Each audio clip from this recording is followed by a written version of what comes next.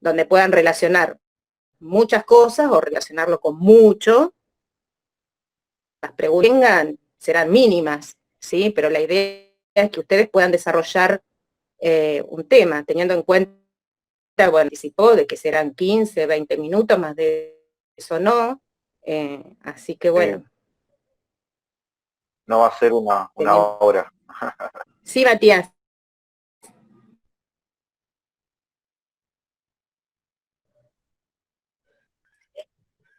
¿En dónde? Ah, sí, sí, sí.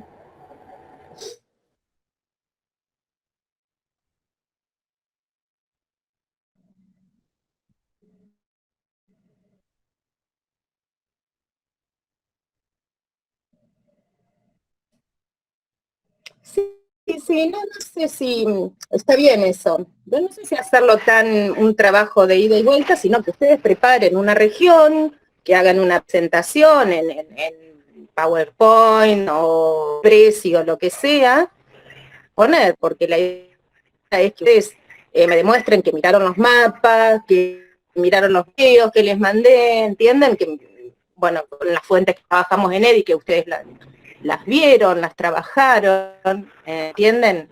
Por ahí esta parte, ¿no? No es agregarle una cosa más, una investigación más, eso, bueno, puedan demostrarme que, bueno, que manejan bien el tema y, bueno, que también hagamos preguntas, ¿no? Que estén analizados con respecto a ese tema, porque capaz que un tema que vimos a principio de año, ahora cosa, o se agrega alguna noticia, bueno, más o menos así lo voy pensando, si no es que tengo acabado cómo va a ser el final, voy a esperar el martes, cuando sea la reunión, y bueno, y nos digan, ¿sí? Tengo un problemita con la plataforma que quiero ver si vos me puedes ayudar. Fui leyendo la bibliografía que vos fuiste subiendo, la obligatoria. Tengo problema para Sí. leer a Rocataglia. Me cuesta muchísimo y hay muchas páginas que directamente no las puedo leer. ¿Qué querés? ¿Que yo lo escanee de nuevo? No, no, pero si vos, por ejemplo, de acá navegando sobre Rocataglia, pero si no vas a Sí, subir más. Rocatagliata, no, por eso ya en esta clase, por ejemplo, de Cuyo, ya no subí esa bibliografía, porque la verdad que era mucho y estaba un poco desactualizada, entonces preferí otra cosa que me pareció mucho Y después mejor, mucho lo copada. que lo miré así por arriba porque dije, no lo voy a seguir leyendo porque era un bodrio, lo de la cadena de valor forestal. Ah, bueno, pero eso es necesario. ¿Qué es eso? Eso, ¿por qué se los pongo? Porque eso le haces una lectura por arriba, Matías, que vas a hacer una lectura exhaustiva. Los números, Sí, no te me estaba creo. volviendo loco con los números. ¿Cómo vas a hacer eso? Dios mío, ahí voy, pero espere que le hago a la gata y voy. Dale. ¿Ustedes lo leyeron a eso? La cadena de valor es necesaria para estar en cuanto a cómo es el circuito, chicos. A Yo ver, me puse al no loro me con lo sé ni eso. yo. O sea, ¿Cómo? le presté solamente atención, digamos, a qué implica el uso del bosque, digamos, cultivado y al natural, de producción solamente de los Claro. productos que se Porque ahí que se elaboran, aparecen nada más. datos, que en muchas partes se los copié, ¿no? Que aparece, bueno, qué provienen bosque implantado, cuáles no, cuáles utilizan el bosque nativo para madera, bueno, esas cuestiones que son importantes. Y después lo único que por ahí que vos te das cuenta con los datos, mirando los números, lo que es la producción de madera para la industria, es un número menor que se usa en mueblería talando bosque nativo. O sea, Bueno, obviamente, ¿no? Estoy pensando las en muebles de cuestiones algarrobo, que de son de madera, que están análisis de buenas. gráfico, no, que son de análisis de gráfico, no saben lo que le cuesta a los chicos, les digo, porque bueno, la tuve a Mariana Giglio, de practicante, hicimos la actividad que venían los cuadernillos de soporte papel para los chicos, que había una que yo se las corté a ustedes, que les cuesta, ponele, los 4 que 5 que hicieron la actividad, bueno, uno solo la pegó por ahí analizándolo. Así que a veces, bueno, son necesarios. No pretendo que ustedes de las cadenas de valor sepan todo y se coman todos esos números. Simplemente, bueno, estar actualizado con respecto a lo que es el circuito productivo. Porque la información que viene por ahí en los libros de texto es muy, muy escasa, ¿sí? Muy menor. Entonces, ya bueno, con eso ampliamos un conocía poco. lo de la cadena de valor, porque, digamos, tenés cadenas de valor publicadas para un montón de recursos. Estaba mirando lo de Carrero, yo me meto a internet y me voy de un lugar a otro y termino en... Claro, sí. Terminé hojeando una cadena de valor de la industria azucarera, ¿viste? Y vi que era un quilombo, pero por lo menos me encontré ahí como un video de spot publicitario de Chango, de la marca Chango, o sea, digamos, toda la cadena, y vos la vas comparando con la del video que vos subiste de las cooperativas de trabajo que están en este pueblito chiquito. Como para hacer comparación y decir, claro, frente a las pequeñas incluso que están muy buenos, yo les pasé ahora de Cuyo, utilizaba bastante, pero bueno, quedaron desactualizados. Vos ves las filmaciones y la calidad, o sea, te das cuenta que, bueno, van quedando como eso, porque bueno, son necesarios, pero bueno, siguen sirviendo. Sí, el de las travesías está, sobre Cuyo está muy bueno, para que lo puedan relacionar con lo que les fui escribiendo, ¿sí? Sobre esta gran desigualdad, ¿no es cierto?, que hay entre las zonas irrigadas, que, bueno, no tienen irrigación, ¿no?, entre los oasis y el desierto travesías. Ahí les incluí varios videitos de esos de programa Geografías Horizontes, que estaban buenos. Me partió al medio lo de Abra Pampa. Lo de la minera de plomo. Lo de la fundidora de plomo en el pueblo de Abra Pampa. Sí, bueno, el tema megaminería, vamos a trabajar ahora en Cuyo. Vamos a dejar todo para Patagonia, así les envío una sola biografía, ¿cómo se llama? El mal desarrollo de Maristela Svampa. Alusionamos toda la parte de megaminería con ese texto, aceleramos un poco las clases porque, bueno, nos queda un mes, ¿verdad? Y nos queda Patagonia y región pampeana, ¿sí? Región pampeana, veremos ustedes qué temas más les interesan, porque me parece que es la región donde ustedes deben tener más trabajando, donde deben tener más información, donde conocen bien las problemáticas. Sí, en La Pampa. Bueno, para ver qué tema, claro, quieren trabajar de eso y nos concentramos en eso. Puede ser, qué sé yo, esto de glifosato, tenemos muchos temas, industria, no sé, podemos, algo que no tengan trabajado, vernos en eso, en Pampeana. Eso después le pido que me envíen entonces qué tema para trabajar ahí, es lo último, vamos a llegar ahí medio agatarreando, ¿sí? A ver región pampeana. Entonces, de la región pampeana, por ahí en EDI trabajamos toda la parte bastante.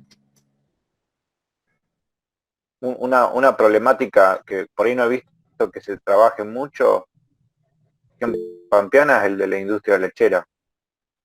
Conflicto, desapariciones de tambo, conflicto de los trabajadores. Sí.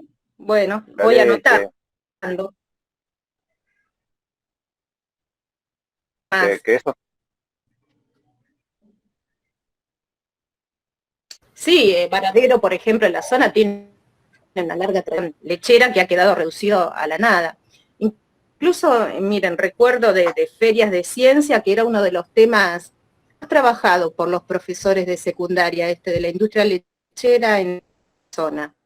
Pueden ser para el Ah, frutícola también, ¿no es cierto?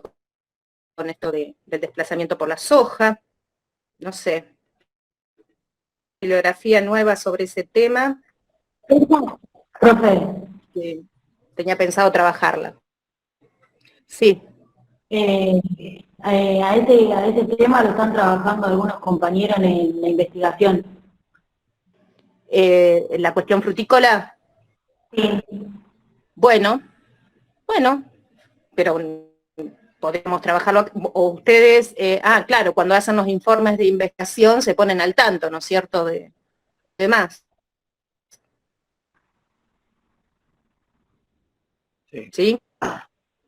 sí, sí. Sí. Sí, Bueno.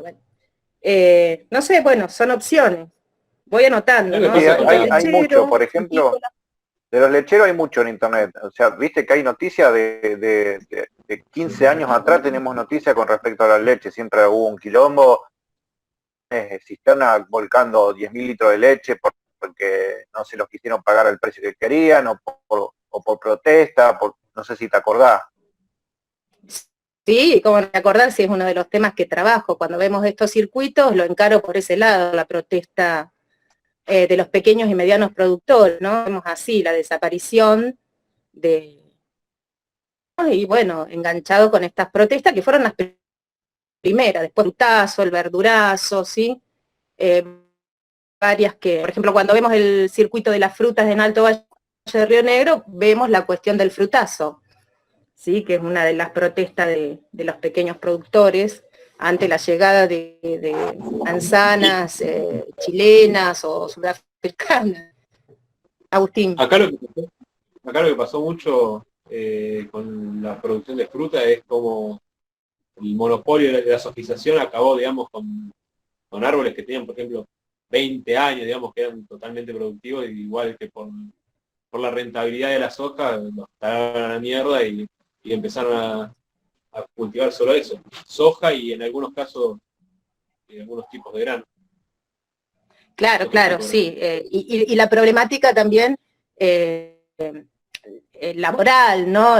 Socio, La que gente, generalmente, ¿no es cierto?, en la cosecha de esas frutas, bueno, trabajaban,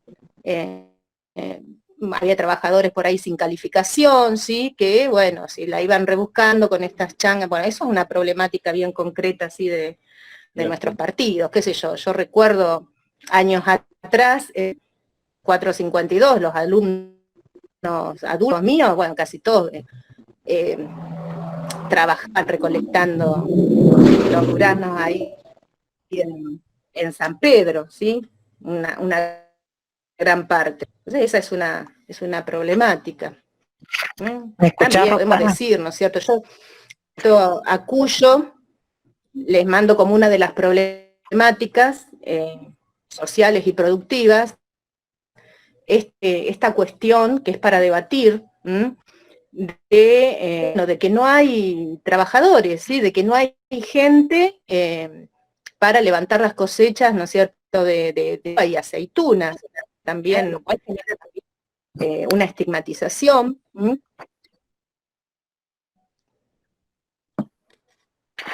Roxana, ¿se escucha? Hola. Yo, Romina, ¿se Sí, escucha? Para que sí, me sí. hable. Sí, Justo de Romina, la sí, sí. zona... Ah, ahí está, espere que abro la cámara, cualquier cosa. Justo hoy salió un informe, diríamos, que decían de los trabajadores golondrina, diríamos, en la zona del Cuyo, que por Sí, el contexto de la pandemia, no pueden desplazarse, diríamos, de su lugar de origen a su lugar de destino, diríamos, para trabajar. Entonces dice que a muchos se le está complicando, diríamos, para poder trabajar con el viñedo. Todo lo que tiene que ver con la la cosecha noticia, también dice, claro, no sé si la viste, diríamos, noticia que está que Córdoba. en realidad siempre se les complicó el traslado, tienen medios de copias, entonces esa es de los productores, Tal cual. entonces el actear, ¿no es cierto?, el trabajador, y esa es una de las causas por las cuales no van a levantar las cosechas. Y eso queda, ¿no es cierto?, estigmatizado en la sociedad. No quieren laburar, ese es el mensaje. Hay un discurso, ¿sí?, en los medios de comunicación, bueno, que ponen a estos trabajadores en el foco, ¿no es cierto?, utilizando de una cuestión que el Estado debería hacerse cargo, porque acá la cuestión es, no van a trabajar el plan social, ¿sí? Tal cual, sí. Es un trabajo, pensemos, ¿no? Trabajo golondrina, de unos pocos y salteado, una paga reducida, un trabajo generalmente negro, precario, sí, pesado, Sí, sí. pero que bueno, que cuando sí consiguen ser blanqueados, eso implica que se les baja el plan social. Sí. Por ahí el Estado, hay una acción para criticar del Estado, Sí. ¿no? Porque Sí, acá sí. conseguir ese plan social lleva todo un tramiterío, debería ser más fácil, o tener otra estrategia de aplicación, el plan social en la región de Cuyo, cuando saben que se van a quedar sin trabajadores. Sí. Yo les puse una noticia que necesitaban 3.000 cosas y fueron 3, y ninguno se inscribió para trabajar. Y eso, bueno, fueron en todos los medios, dando de la razón, obviamente el productor culpabiliza los planes sociales, pero bueno, los que quedan mal parados siempre son los trabajadores golondrinos, ¿no? Tuve un prejuicio acerca de... Sí, muy con el tema de mérito y meritocracia que hoy está tan sí. de moda. No, y aparte de ¿Sí? que estabas comentando vos recién de cómo van los prejuicios que hay, ¿no?, con estos trabajadores golondrina. Yo tengo, bueno, mi vecino es colorado, blanco y bien colorado, y se fue a trabajar a Neuquén, y ahora él está ya trabajando en la pera, la manzana, todo, y la victimización que hay por el hecho de decir cómo un colorado puede venir a trabajar con todas personas que son morochas. Lo primero que le dijeron. También es racista, Mario. Re racista mal, porque ellos mismos, no, porque diríamos, generalmente como... hay todo un circuito, ¿sí? ¿Cómo se trabajaba esto de las frutas? Era el trabajador de la zafra, ¿sí? De la caña de azúcar en Tucumán, de ahí pasaba, ¿no es cierto?, a levantar las uvas y la aceituna en Cuyo, y de ahí se iba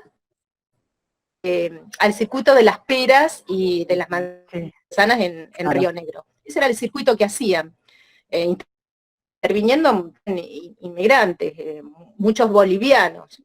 En un momento fueron también culpabilizados de sacarle el trabajo al argentino, porque bueno, ellos se defendían, para nosotros lo hacemos más rápido, todas esas cuestiones, porque conseguían mejores salarios, porque esto es de acuerdo a cuánta levantás por día, es lo que te llevas. Sí, los comentarios de algunos también eran, venimos a hacer lo que no quieren hacer los argentinos. Lo he escuchado. Sí, sí. En algunas reportajes.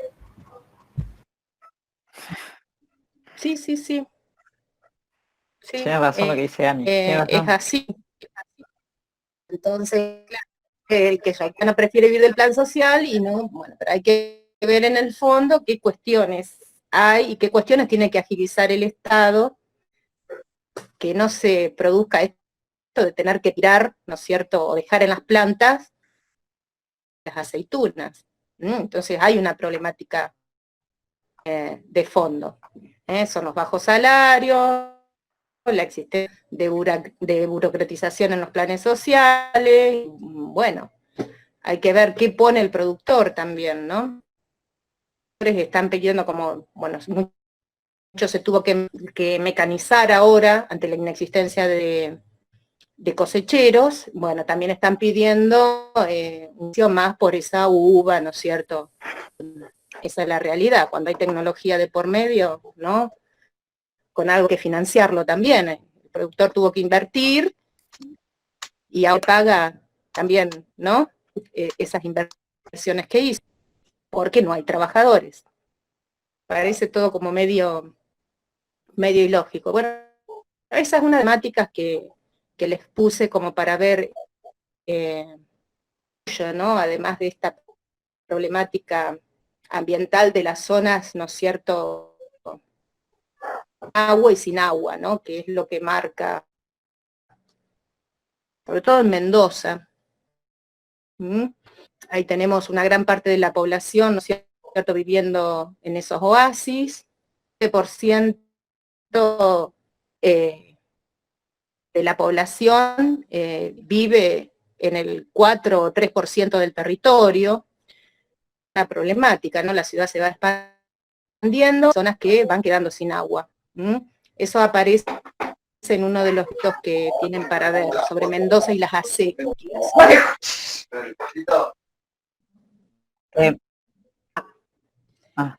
Perdona, esa es una Roxana, esa es una de las que estás hablando problemáticas que aparece, ¿no? Yo de mi trabajo de investigación que se trabajan de los barrios privados, justo hay un licenciado en geografía que hizo un trabajo en Mendoza, que es del año pasado, y él hablaba de esto, de cómo estos barrios privados, estas urbanizaciones se van expandiendo y van sacando estos espacios que antes eran para la cosecha, para la producción, perdón, para el trabajo de la tierra, claro, y ahora sí, ya no son más. Y aparte cómo se va perdiendo la parte, diríamos, una del recurso suelo y otra del recurso agua, dice, porque estas grandes aglomeraciones o barrios privados o cerrados necesitan sí o sí de esa agua que viene, diríamos, de las mismas montañas. Entonces dice que continuamente se va perdiendo esos espacios que antes eran para la producción. Y dice que cada vez se ve más. En las grandes ciudades, por ejemplo, en el Gran Mendoza, se ve un montón eso, de las urbanizaciones, cómo se van expandiendo. Sí, sí, bueno, ya les digo. Que es, diríamos, una problemática actual. Es que es una problemática reactual, que se viene dando desde los 90, ¿no? Cuando, bueno, hay cambios, hay reconversiones productivas en el circuito vitivinícola, y bueno, están desapareciendo los antiguos viñedos, que son reemplazados por nuevos, esas zonas están siendo ocupadas por estos barrios privados que vos decís. Eso se ve en este videito que yo les puse, la serie Horizonte, que se llama Región Cuyo, Mendoza, Acequias. Habla de esta cuestión. Y también el que está abajo de todo, del circuito, como dice,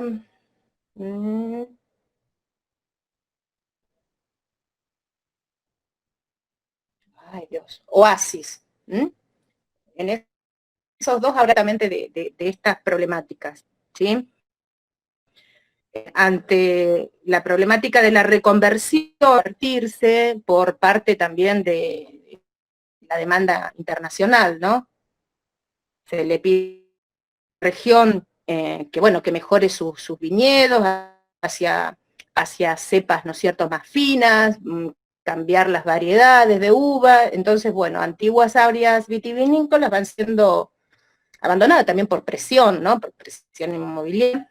Y bueno, y son ocupadas por estos barrios cerrados, barrios privados, que, bueno, sí, necesitan agua. Los pobres se van quedando sin agua, y esa es una realidad, es parte de este ciclo hidrosocial. Yo les pongo toda la bibliografía para trabajar ese tema, ese concepto, ciclo hidrosocial, que bueno, que ha cambiado, se ha transformado a partir de esa crisis que hubo en la vitivinicultura en los 90, donde algunos no se pudieron reconvertir, tuvieron que vender las tierras, tuvieron que ocupar otras áreas, ¿no? Y que bueno, rompió el antiguo esquema hidrosocial, donde había una mejor distribución del agua. Y ahora lo que va sucediendo es que, ¿cómo se manejan las cosas? Acá esto es el capitalismo, ¿no? Son los capitales lo que mandan, la organización del espacio. Entonces lo que van ganando son las grandes empresas, ¿no es cierto?, los capitales extranjeros, que fueron a invertir, habla sobre todo de la zona de Tunuyán Superior, ¿sí?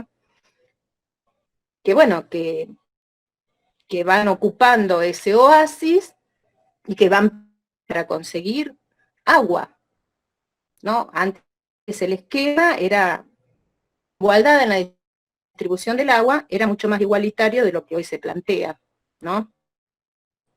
Un poco ser la conclusión a la que llegan estos investigadores en el artículo que se llama Agua, Poder y Desigualdad Socioespacial.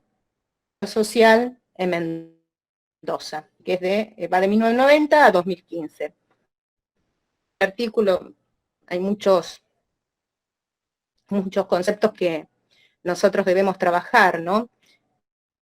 A pesar de toda la importancia que le da Mendoza, yo tengo que decir, bueno, Mendoza es la provincia que más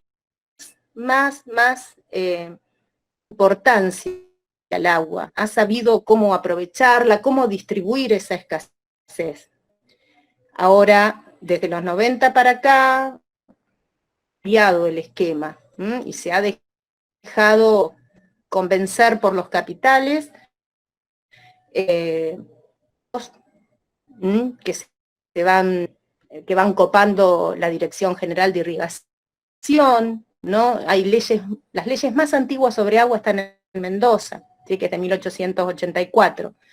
Entonces piensen ustedes que se va rompiendo todo un patrón que ha caracterizado, bueno, a Mendoza y a Cuyo, ¿no? En realidad. Entonces los conflictos por el agua se van a ceder cada vez más. No es usual, ¿no? El pataleo que hace Mendoza con Portezuelo de Viento, esto del mega, sí, los pataleos que siempre tuvo con La Pampa por el río Atuel, ¿no? Entonces, desde 2010 Mendoza está en una crisis, en una emergencia hídrica. Ya son muchos años y la cosa no está mejorando. Yo les puse una noticia nuevita, cómo los caudales de estos cada vez son menores, y es lo que ha mantenido funcionando este esquema, este patrón hidrosocial. Ante la escasez de agua, ¿no? Si climatológicamente no mejora la cosa, que no hay perspectiva, bueno, piensen ustedes quiénes que se van a quedar con el acceso al agua. O sea, el patrón ya está cambiando, está en transición. Van a hacer estas empresas, los ricos que viven en estos country, ¿sí? Entonces, es más o menos el mismo esquema que vemos en regiones. Pero Mendoza siempre escapaba un poco a el patrón, ¿no? Que se veía acá en la región pampeana, era más alternativo, más igualitario, de mejor distribución, como que se va rompiendo, ¿sí? ¿Qué otra cuestión? Dios. Preguntitas ¿alcanzaron a leer la? Bueno, ahí le pongo otro concepto que es el paisaje de agua, ¿sí? Que ya desde la clase anterior ya les había hecho el anuncio de ese concepto, qué significaba. Ahora me explayo un poco más, ¿sí? En eso. Bueno, ahí les puse información también de lo que es la página oficial del gobierno de Mendoza sobre el aprovechamiento histórico del agua, que siempre viene para trabajar con los chicos. La valorización nueva a través de la Ley de Ciudadanía del Agua, eso es, no hay otro en Argentina, eso es único de Mendoza, ¿no? En noviembre es el mes de agua, y si ustedes observan las actividades didácticas de los cuadernillos de Mendoza, del gobierno de Mendoza, y está todo con, ¿sí? Entonces hay una concientización por parte pero eso nunca es suficiente cuando sabemos que los capitales, los grandes capitales se quedan con el acceso al recurso y el esquema va cambiando. A ver. Bueno. Estaba mirando. Bueno, preguntas, chicos, que, bueno, también les incluyo las otras producciones que tiene Mendoza. No nombro la megaminería y el petróleo, porque son actividades muy importantes también en la región, porque que había sacado yo cuando fui a Mendoza, donde al lado de una de las bodegas, ¿no? Había una cigüeña bombo petróleo, pero no la encontré entre todo el que tengo de fotos. Sí, hay una cuenca, la cuenca cuyana, ¿sí? Pero bueno, todo eso lo vamos a trabajar cuando veamos Patagonia, ya vemos todo junto, petróleo, megaminería, más bola a esa parte cuando veamos Patagonia. Además de los recursos escénicos y demás, bueno, vamos a ver eso. Les incluyo otras actividades que están muy valoradas en este momento, como es la de frutos secos, como mucha potencialidad a futuro en la región, también mucho por demanda internacional de estos productos, si bien siempre falta, porque es escasa, ¿no es cierto?, la superficie con estos frutos, que bueno, se necesita tener muchos capitales en un inicio y plantarte, ¿no?, buscar. Estamos hablando de almendras, otro, ¿cómo es que se llama? Ay, Dios. Nueces. Bueno, la más tradicional en la zona era la nuez, las almendras es algo más, un poco más nuevo. Bueno. ¿Y qué otra cosa incluye? Bueno, los duraznos, la cuestión hortícola, muy importante, la cebolla y el ajo en esos oasis. Bueno, siempre van a encontrar algunos de estos dos productos también, hortícolas, cebolla o ajo.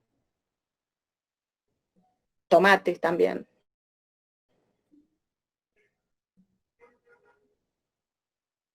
Bueno. Ahí estamos más o menos. Observen bien los que puse, ¿no? Sobre la cuestión de dónde están los oasis, cuáles son esos oasis, ¿no? Eso es muy, muy importante. No encontré un buen mapa de San Luis con los oasis, pero bueno, están hacia norte, ¿sí? Hacia el noreste. De San Luis es prácticamente una travesía.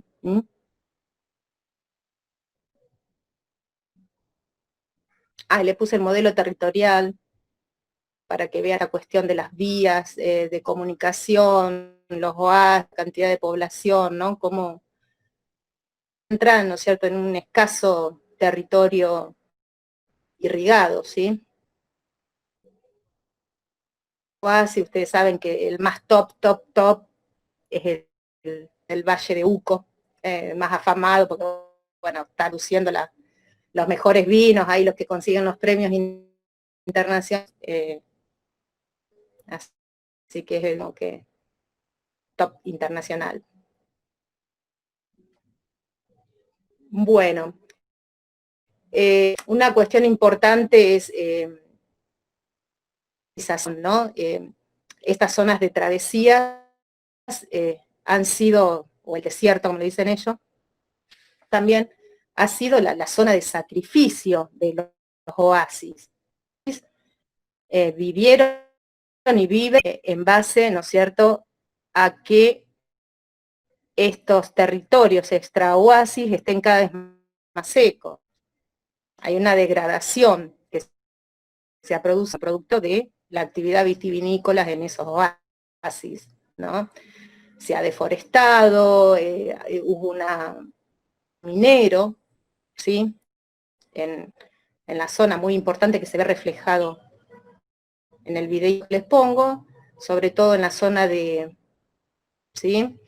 Donde, bueno, le ha quedado esa gente, o sobrevive, ¿no? A partir de los, o sea, de la producción de chivitos, de los cuales, bueno, no obtienen ganancias, porque las ganancias se las lleva el camionero que pasa, ¿no es cierto?, buscando los chivitos, ¿no? Es el que pone precio, ¿no? Es una ganadería prácticamente de subsistencia, ¿sí?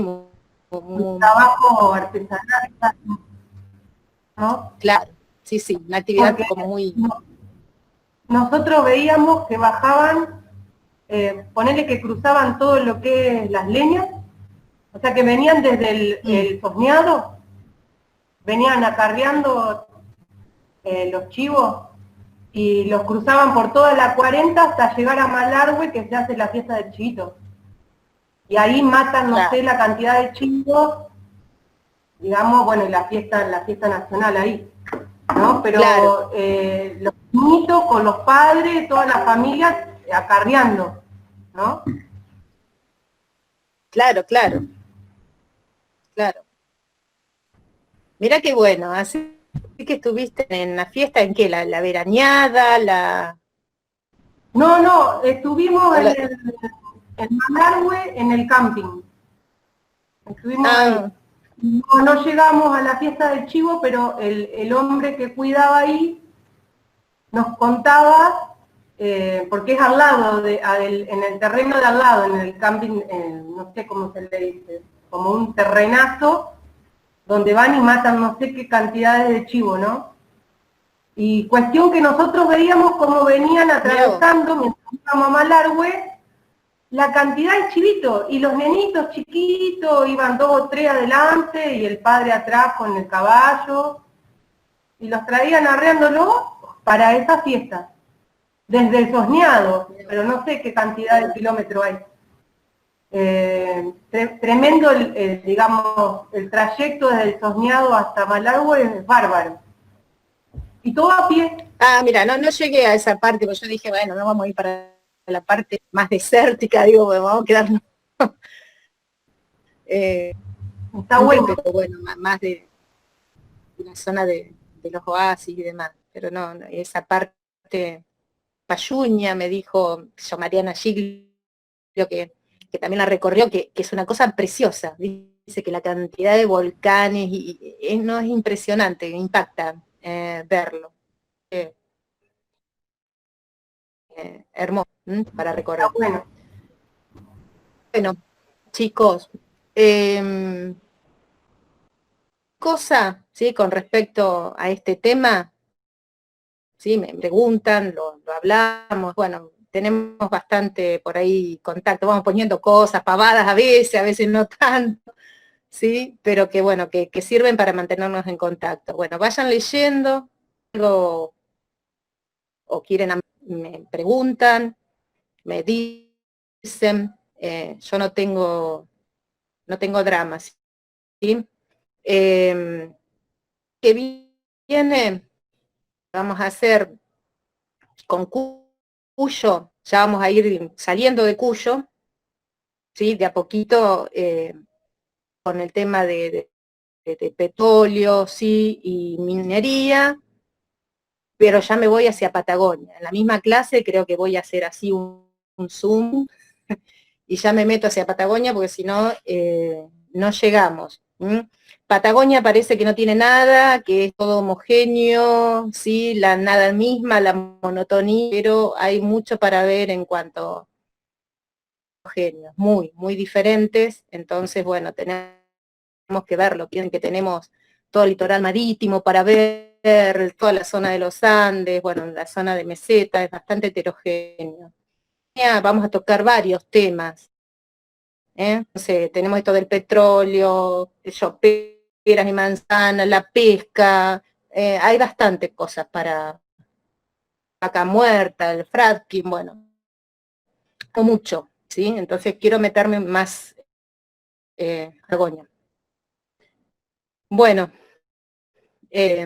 dejamos acá con organización del espacio y seguimos con el EDI. Que tengan Bueno, una buena profe. clase. Bueno. Chao, chao. Chao, chicos. Chau, chau. Chao. Chao, Rami. Chau, Romina.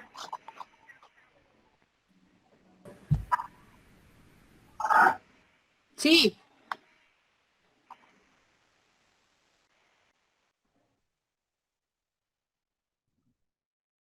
Ah, dijiste que estás haciendo la investigación. ¿Para qué pongo que cambio hacia el EDI? Acá, chito, y...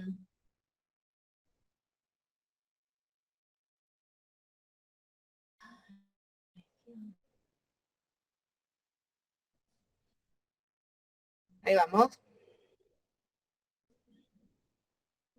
En la clase 28, 29, ¿estás diciendo, Matías? En la 28, sobre colonización temprana en Santa Lucía.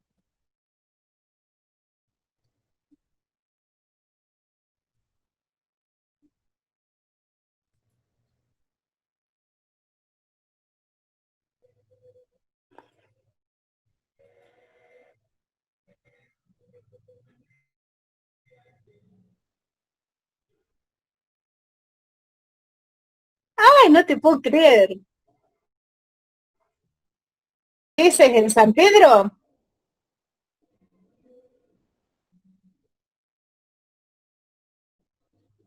Claro, este San Pedro histórico, el blog. Ah, ah,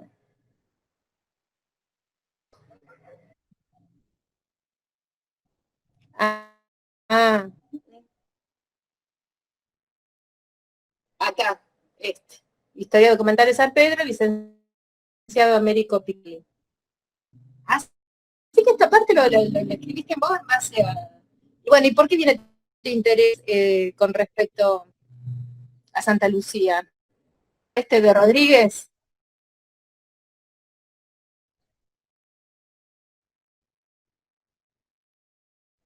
Mm.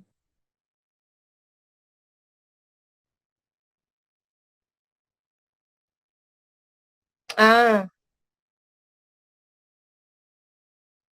sí. Sí, sí, yo lo tengo.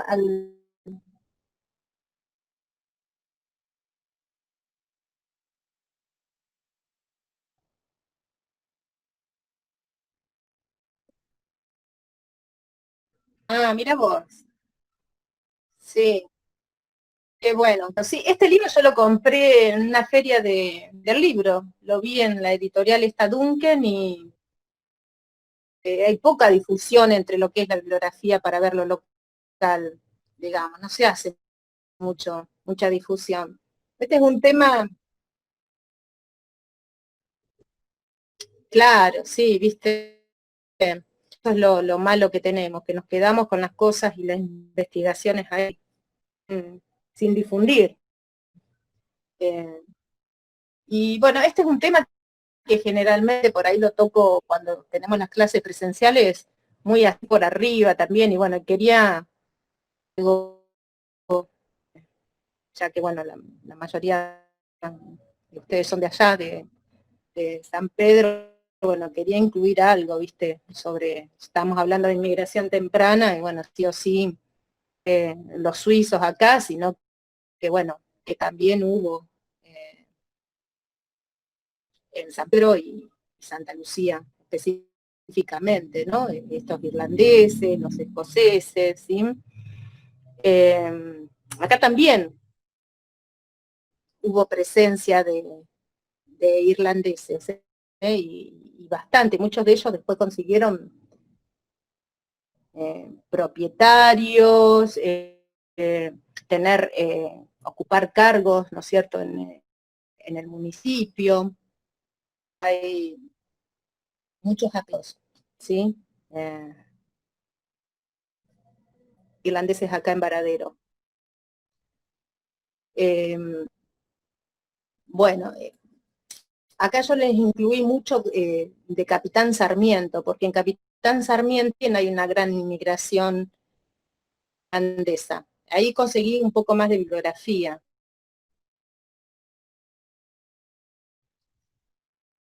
¿Vos pudiste investigar, Matías? ¿En qué se basa tu investigación? ¿Qué es lo que estás?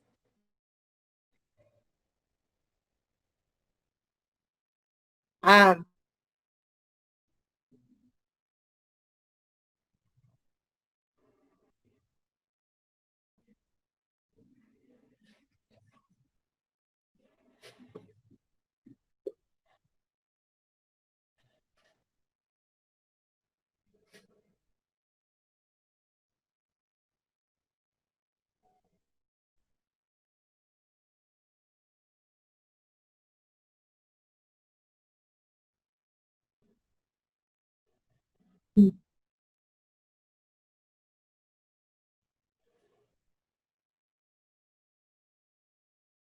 claro,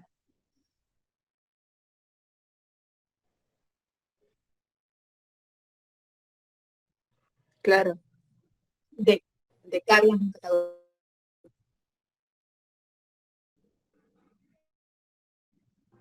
Claro, eso es lo que tuvo, ¿no es cierto?, el ferrocarril en nuestra zona, que eso se lo incluí ahora en esta última clase, porque, bueno, claramente a través de los mapas nosotros podemos ver cómo Santa Coloma, Alsina, nacen, ¿no es cierto?, a la vera de las estaciones ferroviarias, ¿sí?, a la vera de las vías férreas. Entonces, ha sido una importante organización, claro, claro, incluso Santa Coloma, y les puse dos mapitas. Esos mapitas me los dio el señor Delía de Santa Coloma, que tenía un museíto, había armado.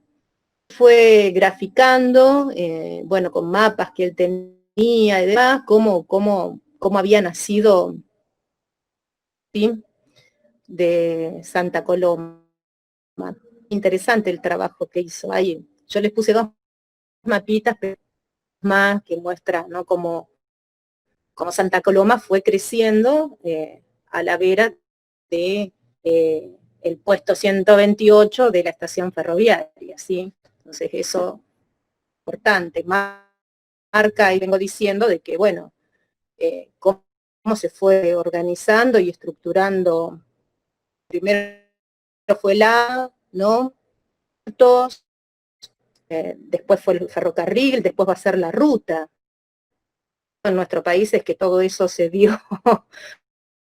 para, nada contribuyó a un desarrollo de la red diferente, ¿no? Y uno fue compitiendo con otro. El ferrocarril compitió con los puertos, las rutas compitieron con el ferrocarril, o sea, nada contribuyó a hacer una red diferente, ¿no?, que equilibrara el territorio.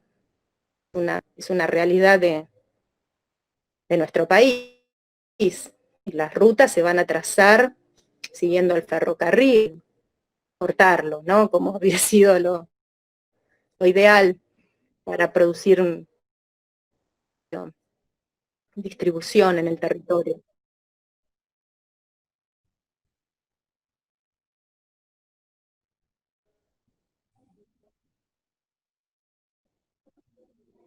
Claro.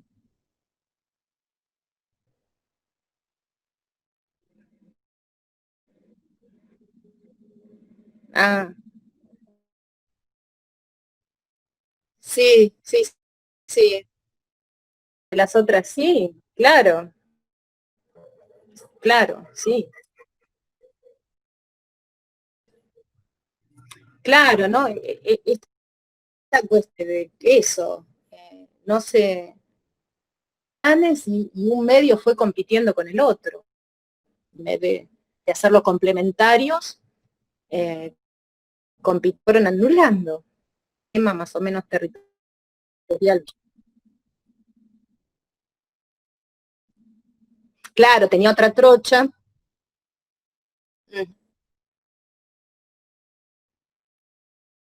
Bueno, está del Museo de los Túneles.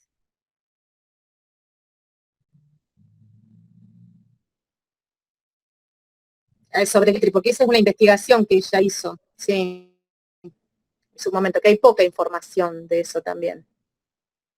Yo he encontrado algo en internet.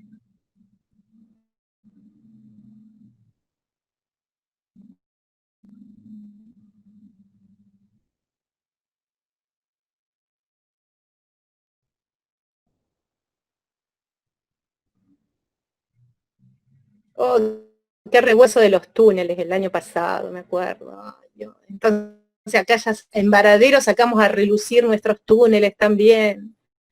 Es la competencia por ver quién tiene el túnel.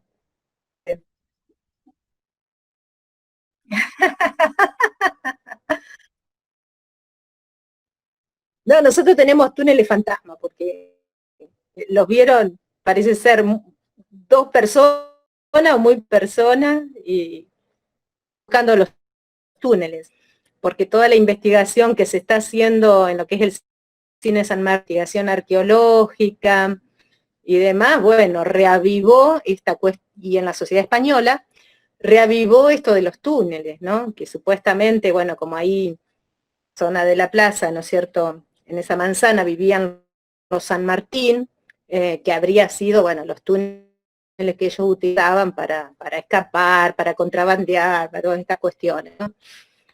San Martín tenían casa, ahí porque encontré los documentos, pero bueno, los túneles la verdad que no aparecen. No sé qué necesidad de túneles, ¿no? Cuando tenían muchos lugares por donde escabullirse, ¿no? Había zanjones, había bosque de tal que cubría actividades ilícitas en la costa. Fue de contrabandeo, sí, porque bueno, sé ya bastante información con respecto al contrabando y que había, ¿no es cierto?, gente que en la zona vivían, ¿no es cierto?, de las rentas también que conseguían por denunciar ese contrabando, ¿no? Entonces, eso es real. En la zona había ay, mira si me mexicana, no, lo otro, ¿cómo es? Ay, Dios, la otra orden religiosa. Jesuita. Ay, Dios, había estancias jesuitas. Chicos, los jesuitas no se fueron por nada. Toda esta zona era de contrabando. Contrabandeaban por los puertos que tenían en esas estancias del Paraná. Esa era la realidad. ¿Sí? Bueno, a ver, estábamos, las últimas clases se basan en esto bueno, de que hay todo un cambio con respecto a esta etapa colonial, ¿no? Se va imponiendo un nuevo orden, que es el orden burgués, capitalista, ¿no? Disciplinando, o tiene que disciplinar ese espacio, las costumbres, ya sabemos que, bueno,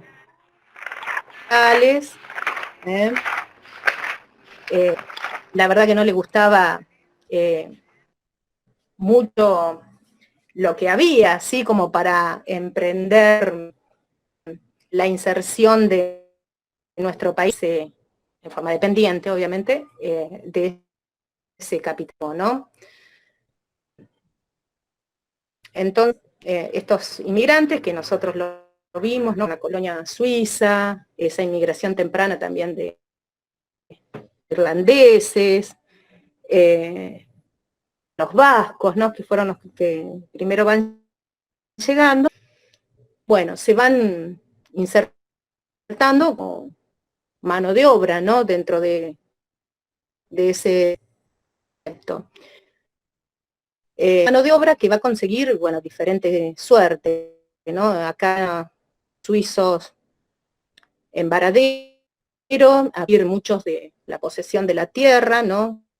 Recuerden que en un primer momento el municipio es donar la tierra, yo les incluí el acta de donación del 4 de febrero de 1856, eso fue un gran impulso, ¿no? Ellos pensaban que estaban impulsando, bueno, la dormida agricultura, la posesión de esas tierras y otras que fueron comprando, bueno, van a conseguir una posición de prestigio, ¿sí? Dentro de, ¿sí?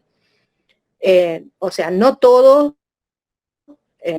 lo consiguieron, muchos sabemos que se volvieron y otros terminaron trabajando para las familias suizas prominentes, que se convierten como en los notables locales. Una de esas familias va a ser los Genú, realmente. Yo le puse Francia Catalina, era lo... Sí.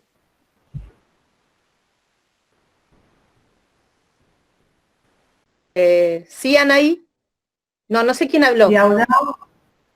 Sí. Los de Audá también. Ah, sí. Sí, son las primeras familias, pero como que los Genú se convierten en una élite dentro de Varadero, porque siguen a hacerse de bueno, tenemos varias ramas Genú, pero eran como los que pisaban fuerte, sí, dentro del partido. Piensen que van a instalar una de las primeras industrias en Varadero, los Llamer también, con su molino harinero, bueno, se van uniendo las familias suizas, la alcoholera de Genú, muchos de esos suizos más pobres, bueno, van a ir a trabajar de estos compatriotas enriquecidos. Yo la clase que viene voy a enviar un texto que es cortito y está bueno para trabajar con los alumnos sobre las primeras huelgas, las huelgas de 1901, 2, 4, que van a desembocar en esas terribles huelgas de 1910, Argentina rica del centenario, bueno, se inicia acá, en los campos nuestros, en La Pampa. Tiene que ver con las máquinas, por eso les puse las máquinas, las trilladoras.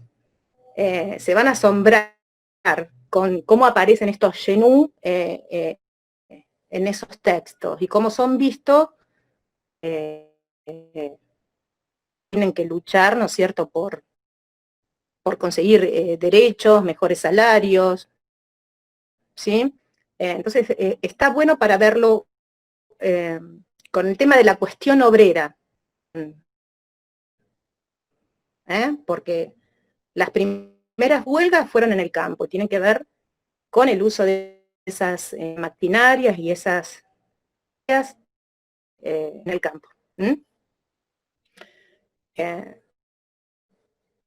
Que está muy bueno, se llama Mate Cocido,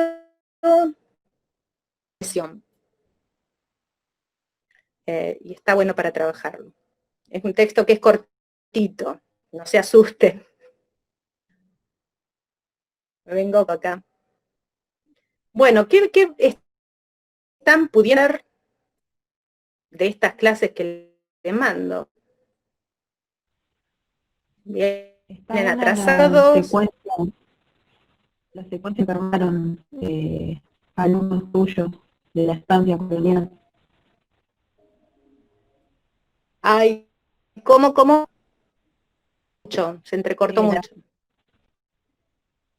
La secuencia que armaron tus alumnos de EDI de la estancia colonial.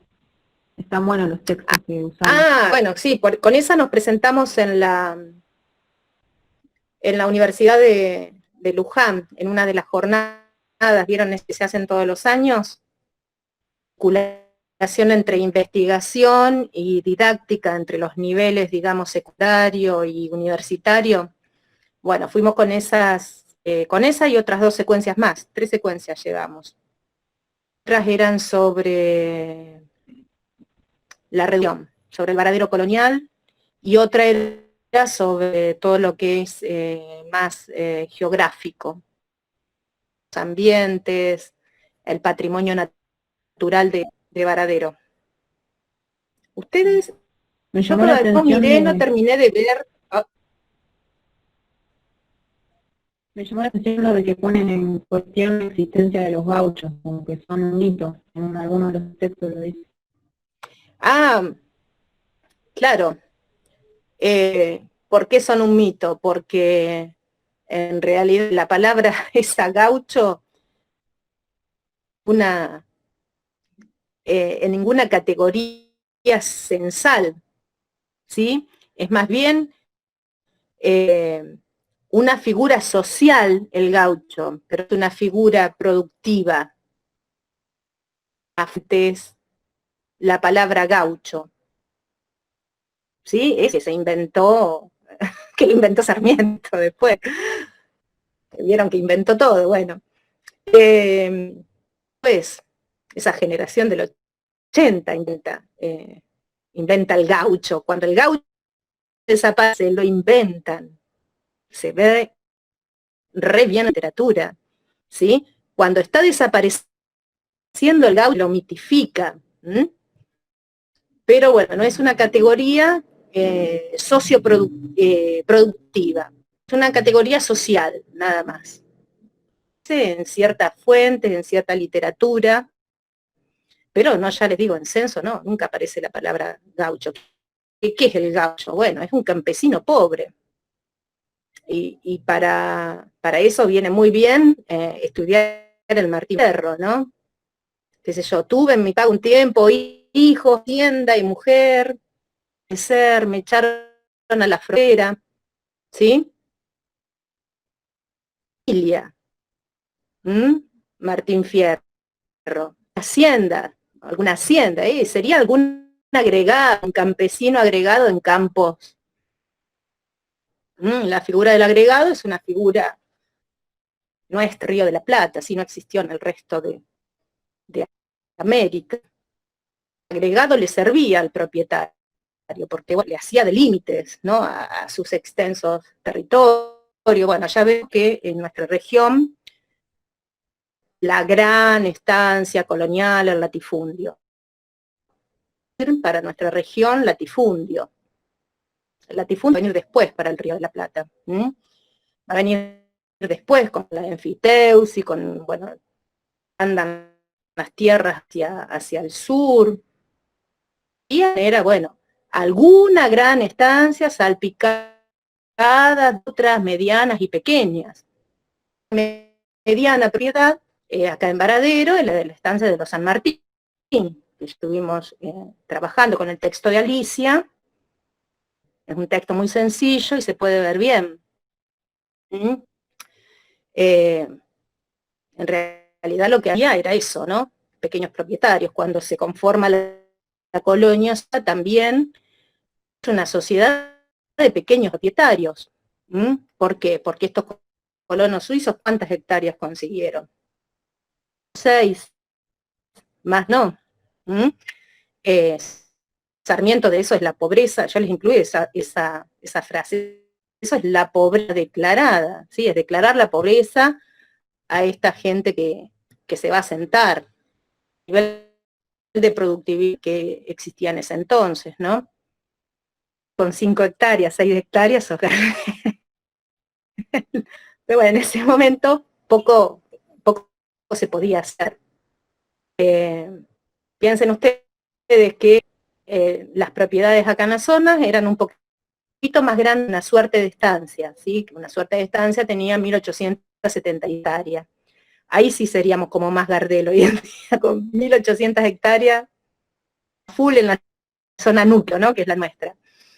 Pero para ese entonces, esas 1875 hectáreas podían albergar 180 vacunos, ir al año 90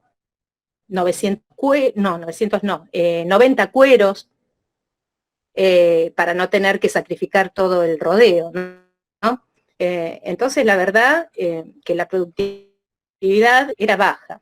En la zona nuestra hay una tendencia hacia, si bien la zona es mixta, hay una tendencia hacia la ganadería, tiene una vocación ganadera en la región y un poco elevada la cantidad de hectáreas, en promedio, unos 2.500 hectáreas, un poco más que una suerte de estancia, pero eso no eran 30 hectáreas que existían en otras regiones, ¿entienden? Eso, Puede ser que los autores que yo tomo no hablan de latifundio. puede ser que haya como fuentes que toman de los impuestos que ingresaban de la provincia, que era solamente de la ganadería y que toda esta zona de acá era como re poco productiva, le decían. Y que fue gracias a eso... Acción directa se llama.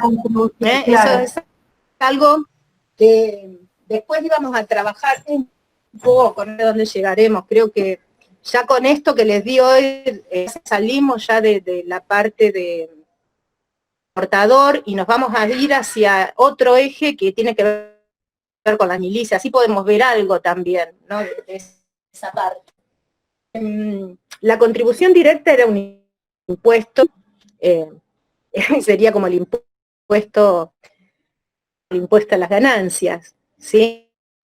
Que venía de la etapa rivadaviana y que Rosas, la verdad que supo aplicarlo. Acá es como que todo lo inventa Rivadavia, fuera de tiempo, digamos, y después Rosas lo aplica. Rosas es eficiente en aplicar, bueno, temas de recaudación en este caso. Ahí vengo.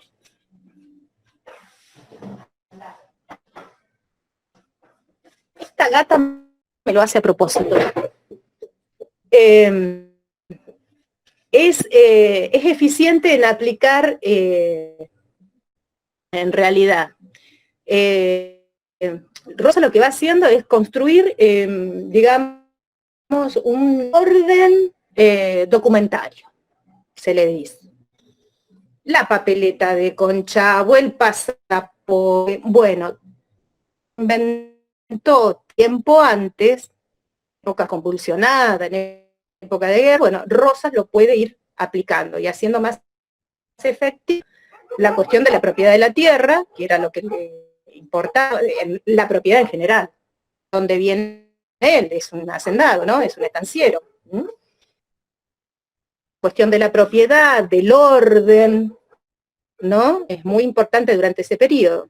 Y bueno, la contribución directa viene a eso también, ¿no? Orden, recaudación, mucho más efectivo cuando aparezca la estadística como ciencia. O sea, después de la caída de Rosas, vemos que el Estado se va ordenando, organizando, la esencia del Estado, coercitiva del Estado, se va imponiendo, ¿no? En la campaña, sobre todo que estaba muy desorganizada y muy levantada, ¿no? Y muy movilizada según los liberales de ese momento. Bueno, se le va poniendo un orden, una disciplina, también el saber del Estado acerca del territorio, que de eso es de lo que les hablo en las últimas clases, ¿no? Saber del Estado, que tiene que conocer, que tiene que mensurar, que tiene que ordenar, ¿sí? Entonces, la acción de departamentos, como por ejemplo el departamento topográfico, es esencial. No podían llegar migrantes si el territorio no estaba organizado, si no se sabía quiénes eran los propietarios, porque imagínense que desde la etapa colonial se venían dando Mercedes acá, Mercedes allá, y más o menos se llaman ay Dios, los de la propiedad decían, y allá donde está el árbol, desde aquel cosa hasta la aguada, eran imprecisos, ¿sí? Entonces eso fue generando todos litigios. Que no se medían por hectáreas. A ver, era más o menos así, los límites se iban marcando más o menos así. Entonces, el departamento tópico lo que va a hacer es, bueno, va a ir aplicando la ciencia. Piensen ustedes que estamos en la cuestión del positivismo, regularizando la campaña.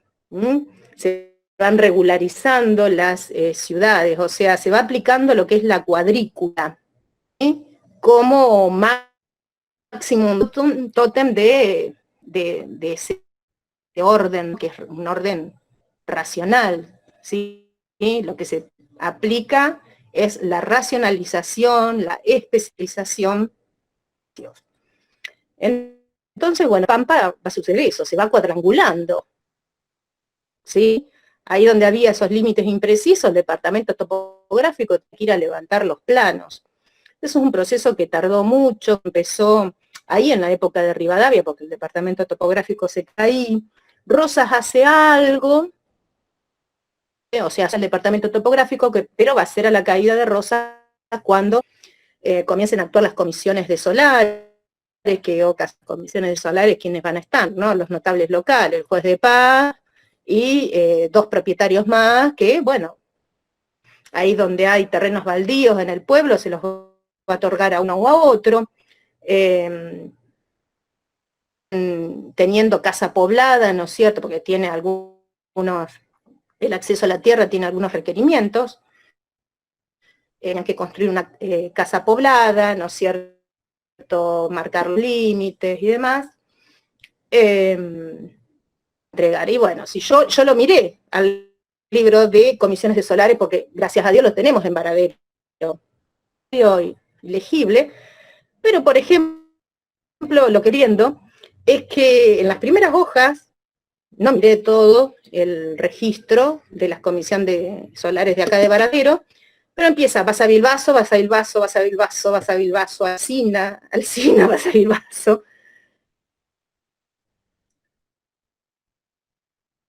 A ver, no es casualidad, pensemos quiénes son los que viven alrededor de la plaza hoy en día, porque la mayor parte de los terrenos vacíos estaban en el pueblo, entonces se van otorgando los solares para que el pueblo aparezca moderno, ¿sí?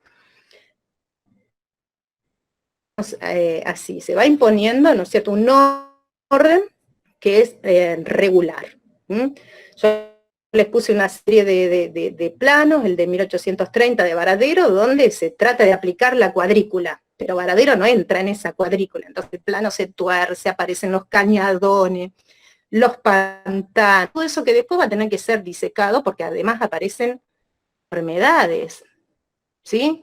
Las epidemias, hablando de epidemias hoy en día, de pandemia, viruela,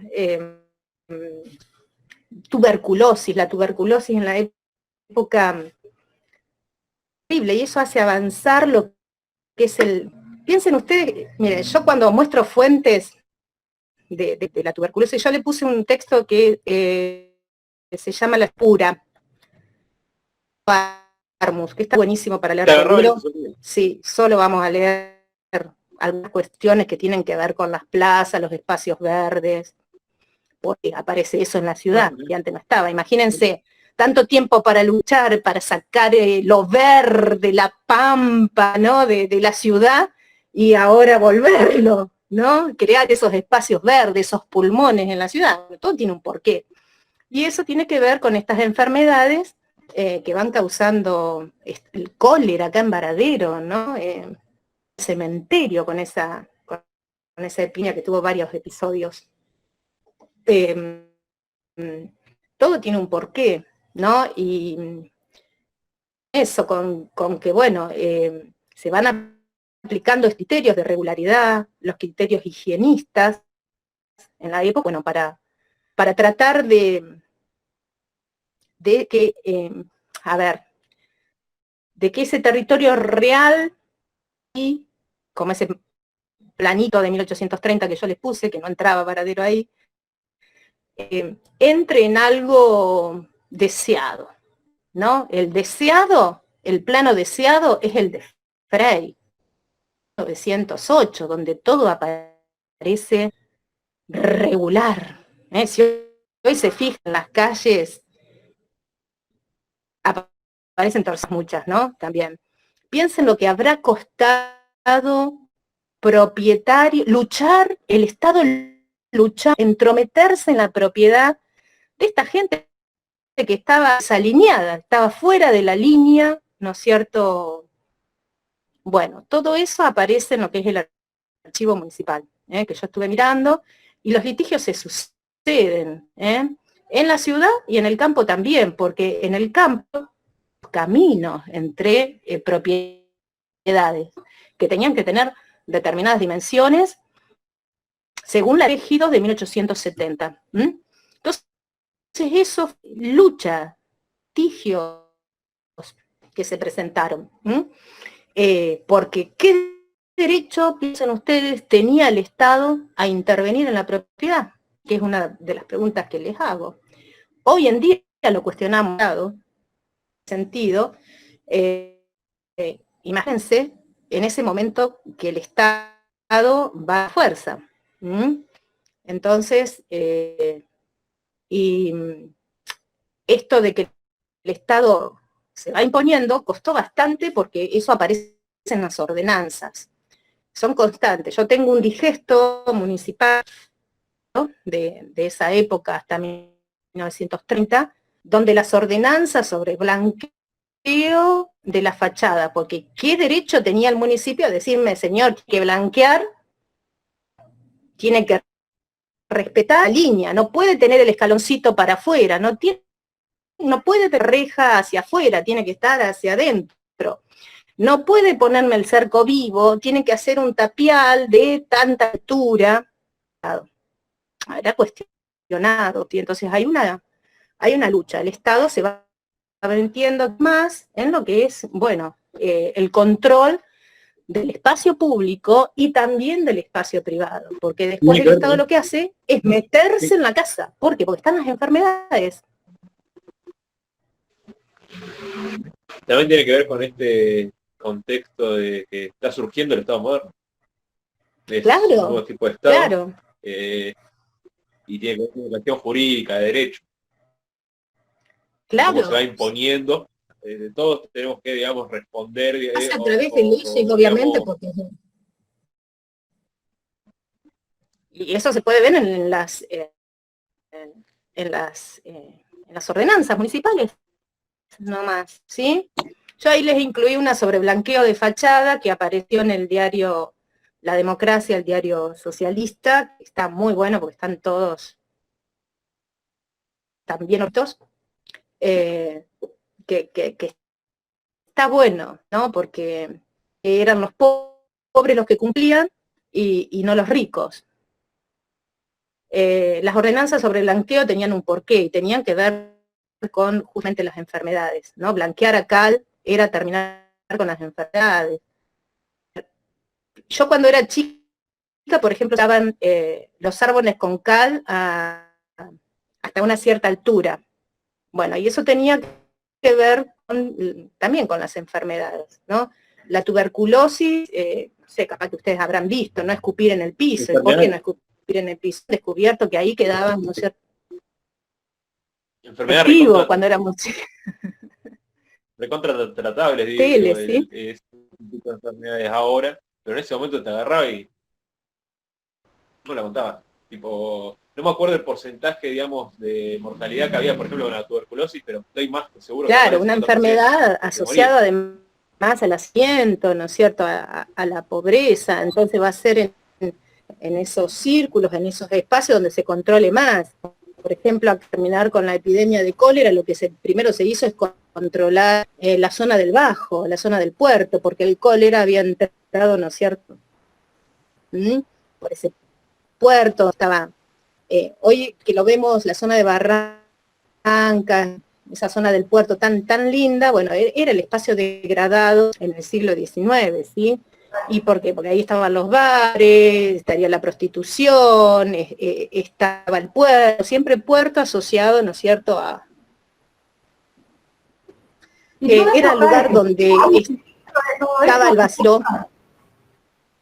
¿Cómo? ¿Hay registro de todo eso que estás diciendo, de acá que había, digamos, todo eso de los bares ahí en el puerto? ¿Qué bar emblemático estaba enfrente del puerto? ¿Es el que está ahí, que hoy se vino todo abajo? Sí. Ah, perfecto, no. Pensé el que portuario. Era más el portuario. Claro. ¿Mm? Mirá vos. Siempre ese espacio asociado a la cuestión de la ilegalidad, porque también de tener la isla cerca, ¿no es cierto? Siempre fue el espacio de la fuga, de la vida, gente de mala vida, ¿sí? Por así decirlo. Cuando iba a buscar a alguien que se había escapado, y bueno, primero iban ahí, ¿sí? Eso seguro. Y eso lo tengo registrado por un caso que vamos a ver del último fusilamiento, pero 170, ¿sí? Después había otros lugares, generalmente las zonas de prostitución. Está en el cementerio. Que está en la expresión del espacio. Sí, decime.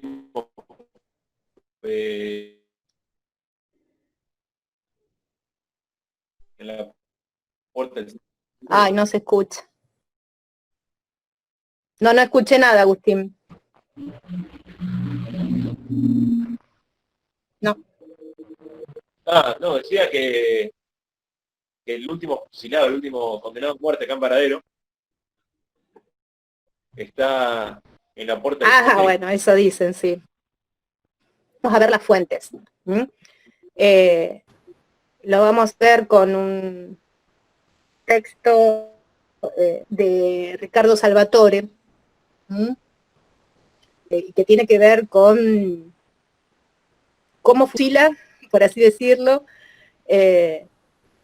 un Estado inclinando a la acción, ese Estado moderno. Les decía que hay toda una zonificación. Esto del higienismo, lo que trae en la ciudad es la zonificación. Todos aquellos establecimientos malos, bueno, ¿dónde van a estar? En los suburbios, ¿sí? De la ciudad, los sacan fuera de la ciudad. Porque, bueno, estaba la teoría de esto de las enfermedades a través del aire. Hoy eso desterrado. Ahí Matías puede aportar algo. ¿Sí? Se llaman las teorías del miasma. Esos olores nauseabundos, fétidos, bueno, a través del aire se difundían las enfermedades, ¿sí? Las actuales son las teorías bacterianas, son, ¿no?, los virus, gérmenes, bacterias, bueno, otra cosa, otro mundo microscópico que se descubre después. Cuando estaban estas teorías, bueno, entonces había que alejar estos sentimientos de aires malsanos, ¿sí? Entonces vamos a ver, yo le puse una serie de planitos, como matadero, cementerio, hospital, ¿sí? Ubicado suburbio, fuera de lo que era el radio urbano. Entonces, no es casual la ubicación de estos establecimientos en nuestra ciudad. Si ustedes hacen un mapeo ahora así mental, ¿dónde están ubicados esos establecimientos, esos lugares urbanos? Todo tapado con bulevar, la forma de hacerlo, ¿no? Le ponemos un bulevar, tapamos la zona donde está el hospital cementerio con otro bulevar, ¿sí? Lo mismo en San Pedro. Los bulevares marcan el lugar de lo sano, ¿sí? Tiene otras connotaciones que tienen que ver con lo político también, porque el bulevar que marca, bueno, allá están los negros de la estación, bueno, para otro lado otro bulevar, marca, embellece la zona que va hacia el bajo, en San Martín, piensa antes no había calle ahí, ¿no? Pero era ya bajada, utilizada. Entonces había que también un embellecimiento estratégico se llama. Embellezco esos lugares para que no pasen, ¿sí? Sí. Está. Cualquiera que me escucha decir estas cosas, es, bueno, esta está loca. Bueno, pero era así, es el embellecimiento estratégico. Búsquenlo así. No sé si se los incluía eso, porque la verdad que escribí tanto, copié tanto que puse. Es importante entonces para ver dónde se ubican en la ciudad o cómo se zonifica la ciudad, ¿no? Va en base a estos criterios, el de regularidad física y el higienista, que es, bueno, va a perdurar durante, ¿sí? Dicen que esos criterios después se aplican en todas las instituciones también, ¿no? La escuela, cuando yo era chica te vacunaban en la escuela, ahora no la haríamos ni loco. En su momento se hacía, porque en la escuela te medían, te pesaban, tenías que llevar una radiografía. ¿Por qué se hacía eso? Por la tuberculosis, por ejemplo. Hasta hace poco, digo, te vacunaban en... ¿Cómo? Que digo que hasta hace poco te vacunaban, digamos, en la escuela. Las escuelas llegan. A mí me acuerdo que... A las escuelas llegan, lo que pasa es que los directivos ni loco. Es así, porque eso es para problemas hoy en día, ¿no? Es así, claro, control de la vacuna. Yo no soy médico, le decimos, ¿viste? Cada uno con su saber. Entonces la verdad que la orden llega, nosotros no lo hacemos, pero la orden llega. Así que bueno. Algo esto de que les voy poniendo así como todo tan medio largo, pero no, la verdad que no sé cómo resumir, porque hay como mucho. Le puse algo relacionado con la escuela 9, esto también de urbanizar y llevar la estación al campo, ¿no? Que es importante, como habíamos estado hablando de la escuela 9 y Matías había subido algunas imágenes, a eso también, que una forma de civilizar la costumbre a través de, bueno, de las escuelas obviamente, disciplinar, y bueno, acá en Varadero tenemos una de las primeras escuelas rurales, que era esta escuela 9, que se cerró para años, ¿sí? Una de las primeras escuelas. Les puse algo relacionado con esta cuestión del cuerpo, del biopoder también, ¿no? Que se relaciona con este tema de las enfermedades y el control que hace el Estado. Está bueno como para leer eso. Ampliar porque, bueno, no, la verdad que no llegamos. Bueno, les puse sobre el tema de la plaza y la regularidad, y se ve, ¿no? Una foto antigua de la plaza donde es un espacio salvaje, y luego con estas guías que van cada vez más peso, como la plaza, bueno, se regulariza y hay sensibilidad, ahí la sensibilidad civilizada, regular, ¿no? ¿No? Y se cuadrangula, por así decirlo, se le aplica la cuadrícula y aparece muy geométrica y de nada. Y eso es la modernidad y eso es la civilización. Sobre todo teniendo en cuenta la fuente que les pongo, que está muy buena, que aparece en el diario El Nacional de 1856, donde Pedro Alonso le escribe esa carta. Está muy buena porque, bueno, él va nombrando todos los problemas que tenía la ciudad a mediados del siglo XIX, y en muchas partes el Varadero de hoy. Esto de que no se sabe ni dónde queda, ¿no? Cosa sería si tuviéramos tal cosa, cosas que nosotros pensamos de nuestro pueblo, ¿sí? Cómo va creciendo el pueblo también la llegada de estos inmigrantes, los alemanes, franceses. Les pongo un ejemplo de arquitectura, ¿no? Esa parte de arquitectura no la vamos a poder trabajar, pero es algo que a mí me gusta mucho, donde se puede ver, ¿no? Claro, el academicismo, ¿no? Digo, El academicismo italiano. los adornos que hay, digamos, en las partes así tipo arriba de los edificios, tipo de centro cultural, o los edificios ya que tienen sus años, preciosos, muy, muy Claro, lindos. esos Esos edificios con edificios, techos altos, ventanas altas.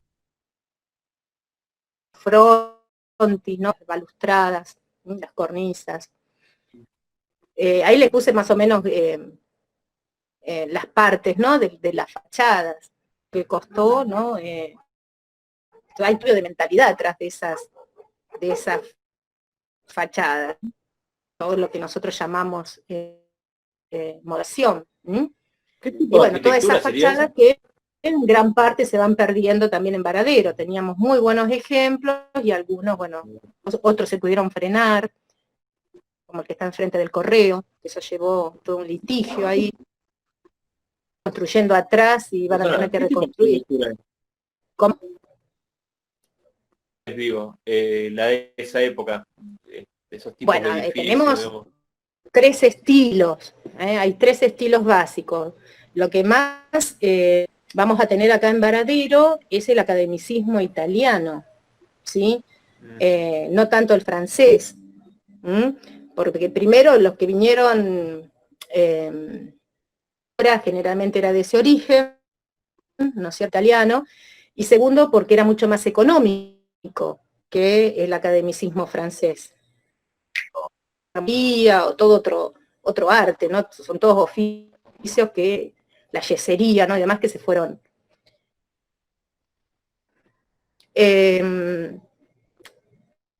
Academicismo, el francés, ¿sí? Después tenemos el Art Deco. También acá tenemos, que acá en Varadero va a ser más utilizado el Art Deco que el Art Nouveau.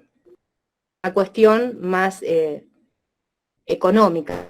Hay muy buenos ejemplos de Art Deco acá en Varadero.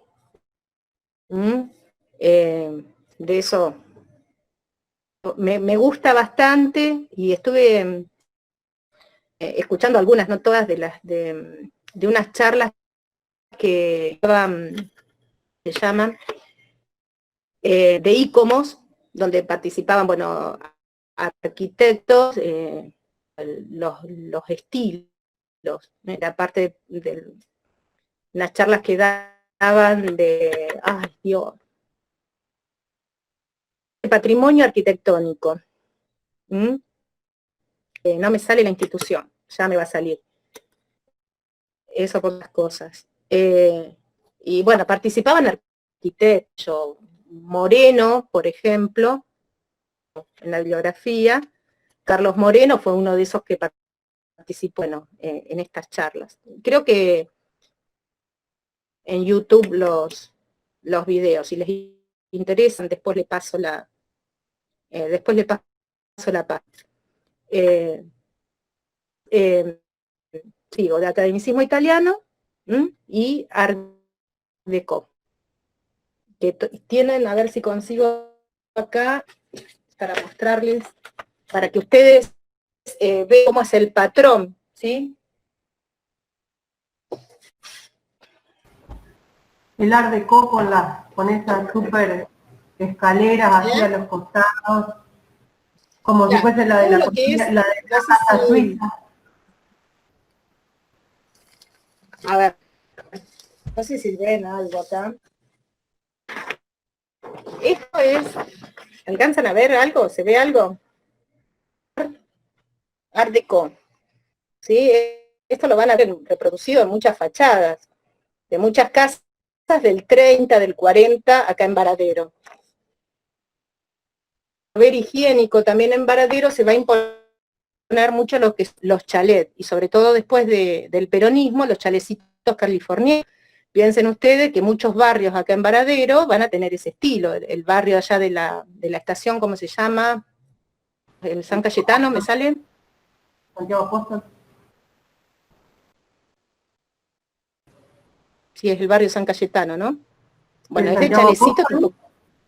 Santiago Apóstol, ahí está, Santiago Apóstol. Es de chalecito tipo cano reformado a lo que es una clase media, ¿sí? No sé si alcanzan a ver No se ve nada. los pasos. Cómo digamos, el patrón que utiliza el arte de Deco.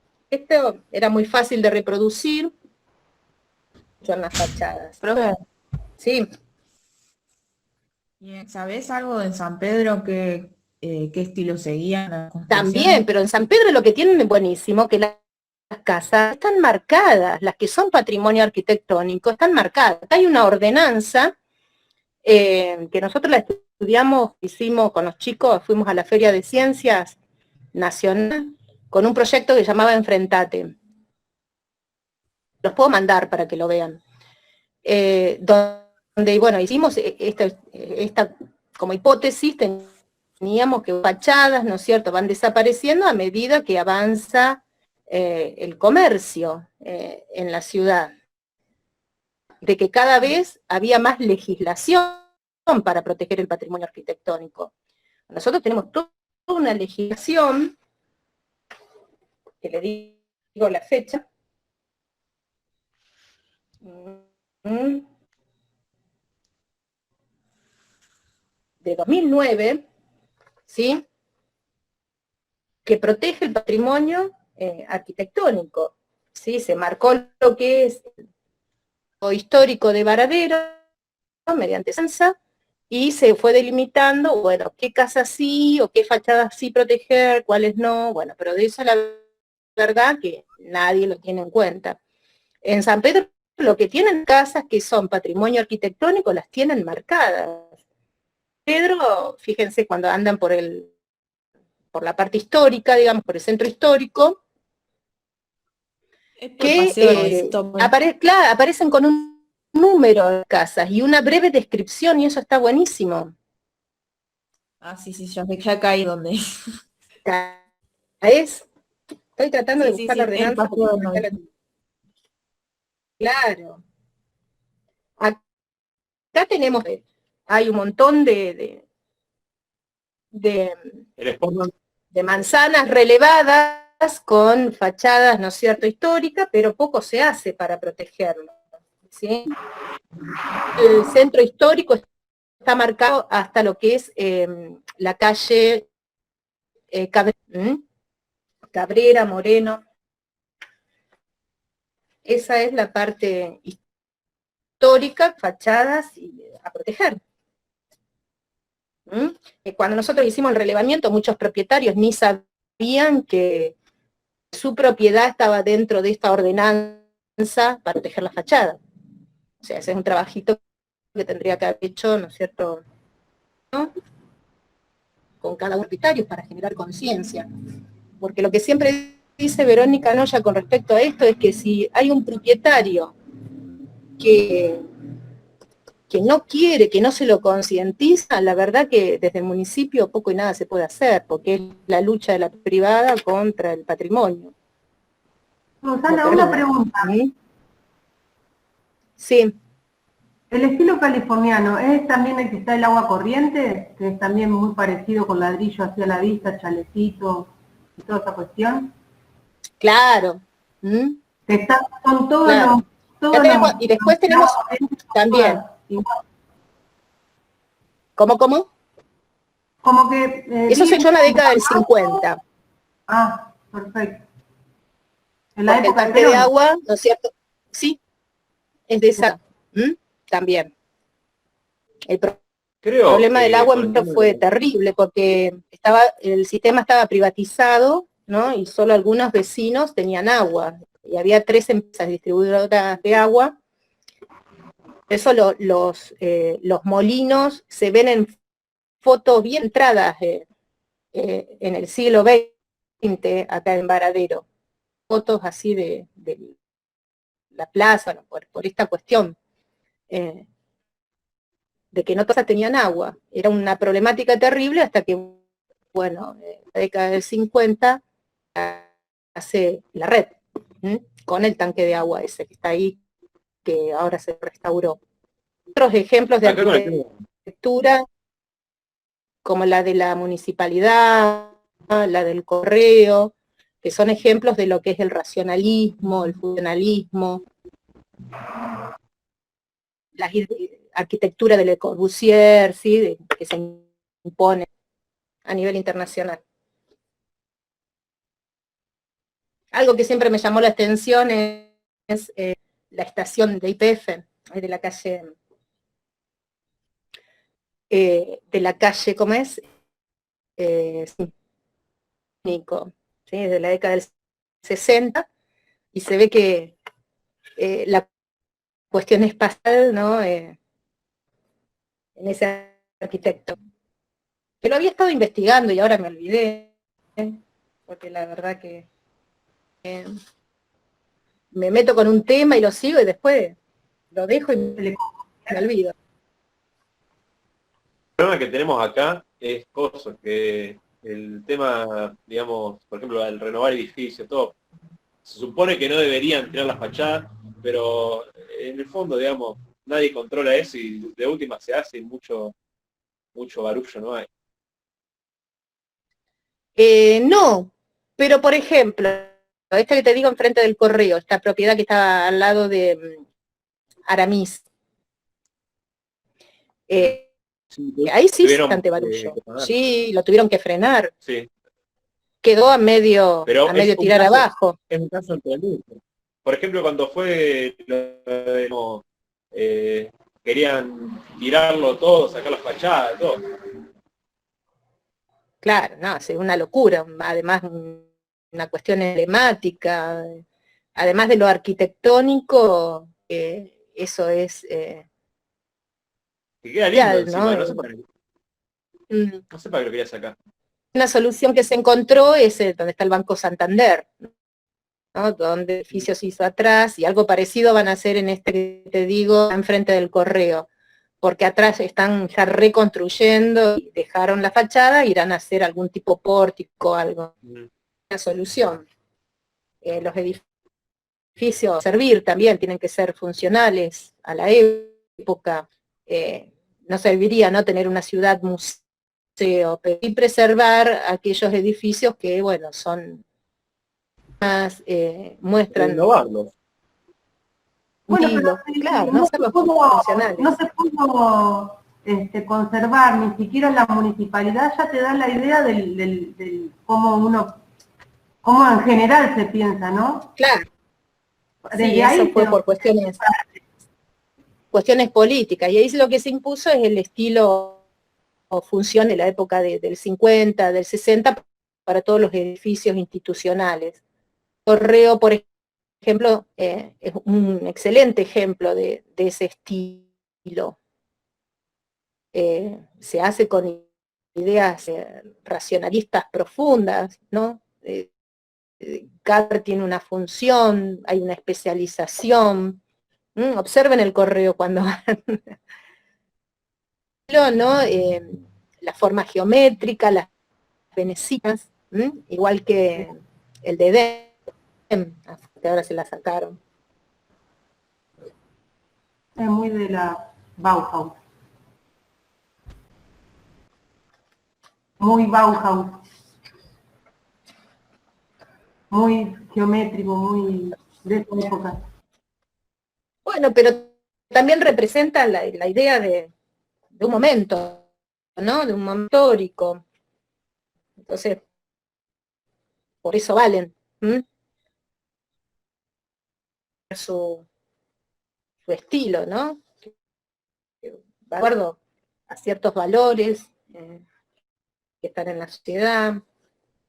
Está bueno mantener, digamos, una mezcla entre las dos. No olvidarnos de esas cosas y no perderlas, sobre todo.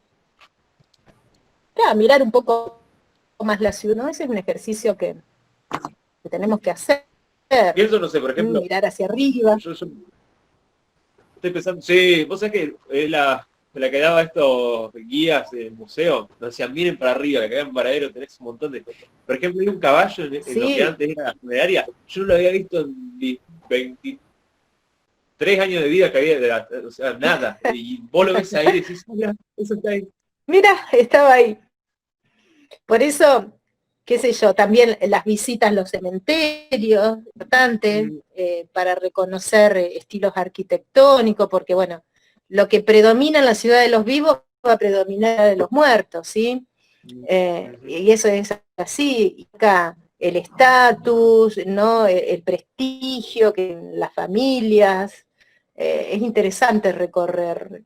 Que bueno, generalmente lo hacemos este año, obviamente no lo vamos a poder hacer. De San Pedro nunca fui, pero por los rumores que hay sobre el cementerio de San Pedro. Mirá que he ido, yo iba todos los sábados por medio porque mis hijos jugaban fútbol allá, en la liga. Y a ir al cementerio por los rumores de que te robaban, de que te rompían todo, terrible. No, porque los de San Pedro acá me decían, no vaya, están loca. Bueno, y me perdí de San Pedro, que algún día voy a ir. No sé si es tan rico arquitectónicamente como el de Varadero. Que vaya mucha gente, como a una fecha como el Día del Padre, el Día de la Madre, va mucha gente. Si claro, no conviene. No, y ahí se puede circular bien. Y porque va bastante gente. Que yo digo, bueno,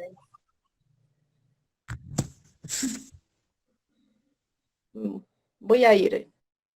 Cuando active todo, tengo que ir, ¿no? Podríamos ir en patota al cementerio. En patota. Vamos todos juntos. No, en serio, que el recorrido, incluso alumnos de secundaria he llevado al cementerio, porque la verdad que podemos ver un montón de cosas. Cuando hicimos este proyecto Enfrentate, bueno, estaban chochos ahí en el cementerio, los chicos. Pudimos sacar fotos a lo que era la sepultura de esta familia Díaz, que ahora está muy venido abajo. Ese es un patrimonio arquitectónico que ha dado un montón, porque la leyenda más conocida de Varadero es la que dijo Agustín, ¿sí? Esta de Tomás Troncoso, el último fusilado de Varadero, está sepultado a la entrada del cementerio para que todos lo pisen. Más conocida de Varadero. Es la que primero le dijeron los chicos, claro, es ese. Que es un capitulito. Prela. Y lo vamos a reforzar con la parte teórica de Salvatore, ¿no? Que es fuerte. Está en la entrada justo del viejo cementerio y vos, digamos, agarrás y si querés lo pisás. Yo lo pisé. Sí, eso decía la guía ahí. Bueno, no hay registro, ahí habría que hacer estudios arqueológicos para ver si es verdad. Lo que sí, obviamente encontré las fuentes del fusilamiento, todo eso está. Pero la parte de correspondencia del juez de paz con el juez en lo criminal en San Nicolás. ¿No es cierto? Y eso no se puede. ¿Cómo? No se puede fijar, no se puede, digamos, yo qué sé, hacer un pozo y fijarse si hay un muerto. Pero hay otros métodos. Hay otros métodos de detección por radar y qué sé yo qué. Es que, ya te digo, el cementerio se fue ampliando al calor de las epidemias también, ¿no? Y están bien marcadas las ampliaciones que tuvo. De ver el cementerio, la parte que ocupan los protestantes, ¿no? El muro, todos le dan la espalda, bueno, esas cuestiones que hay que hacerlas ver, ¿no? A los alumnos también. De enterrar de unos y de otros, de los católicos, los protestantes. Y tétrico, interesante. Tétrico esa parte. No, porque no se lo hace ver. Después, obviamente, se iban, me acuerdo que en ese entonces, a ver, ¿sabés qué era? El altar que se les hizo a estos que los atropelló, ¿sí? Ay, Dios. Y la nena. Ay, no me saca. Claro. Sí, ese famoso, bueno, ellos iban ahí porque le dejaban cosas, muchos lo habían conocido, me acuerdo, entonces se había hecho como un altar ahí medio raro, nos llevaba algún objeto y eso le llamó mucho la atención, igual que los enterratorios que en la parte de la necrópolis municipal se puede ver. La ¿sí? entrada, o sea, la El segunda panteón entrada, la que municipal, más me has perdón, dicho. que es la parte como más nueva. Y eso La parte de le la llamaba mucha sociedad. atención, todos los objetos, los peluches, todo eso que los padres le dan a los niños, ¿no? Los bebés, que tenían los bancos y demás. Pero bueno, qué sé yo, es interesante, obviamente, qué sé yo, me parece, también es una cuestión cultural, ¿no? Cómo vemos la muerte. Nosotros en historia... Y el ritual de llevarlo era distinto, se sacaban los caballos blancos en lugar de los negros para llevarlo a los nenitos, claro, a los caballos blancos, re distinto. claro, sí, era el enterratorio del angelito, y tenía todo un especial, además, ¿sí? Y acá en Varadero hay fotos, tengo fotos donde está el coche blanco, los callos blancos, que se usaba para esos momentos. Igualmente a más caballo, más poder adquisitivo, también la muerte marcaba, ¿no? También. Además de cajoncito. Además del tipo de cajón, ¿no? Porque claro, sí. Que hoy mismo sí, lo pero también marca cómo se hacía el proceso, ¿no? Toda esa parte previa. Coronas y todo eso. Que se contrataban, además. Y se siguen contratando. ¿Ah, sí? Ay, Dios, qué a mi terrorífico. vieja le habían dicho para entrar. Por favor. No. Me muero. No. Qué vida moderna. Nuestra religiosidad tan pagana que tenemos. Bueno, chicos, seguramente me quedaron 10.000 temas los que les puse, pero para no agotarlos y no agotarme porque no me da más la voz de hablar. En especial que quieren que refuerce, alguna nota para hacerme con respecto a esto. Quiero que lea, porque esto después se les va a hacer una bola de nieve para el final. Vaya seleccionando qué más quieren ver para poder accionar mucho. Cosa que yo después no les tenga que preguntar nada. Vayan viendo, ¿sí? Qué tema quieren trabajar para el final. Ya les digo, ya la próxima clase empezamos con el otro eje que tiene que ver con la guerra, la milicia. Ahí vamos a, bueno, primero vamos a empezar con la condición de vino, las invasiones inglesas, después vamos a tratar de ver la guerra del Paraná, ¿no? Con Huerta de Holgado, una cosa medio rara, para tratar de sintetizar, sí, porque si no lleva más tiempo, pero bueno, no quiero veamos esa parte, tampoco, porque bueno, durante mucho tiempo fuimos una sociedad en guerra y no tratarlo sería dejar una gran parte de la historia de lado, ¿sí? Entonces, bueno, cómo se va creando el poder judicial, ¿no? La cuestión más, el peso de los juzgados de paz, del juez en los partidos. Terminamos con esto de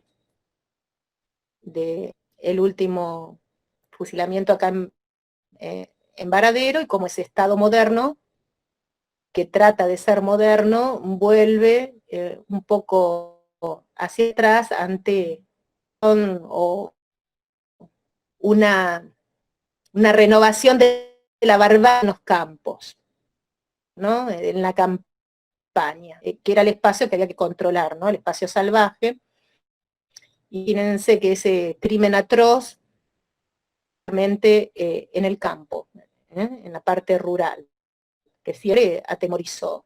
Y entonces ahí se mete la prensa, ya comienza un patrón que tenemos hasta hoy en día, prensa, magistrado, opinión pública, ¿no? El juez mandando a fusilar de acuerdo al vaivén que se produce entre prensa y opinión pública.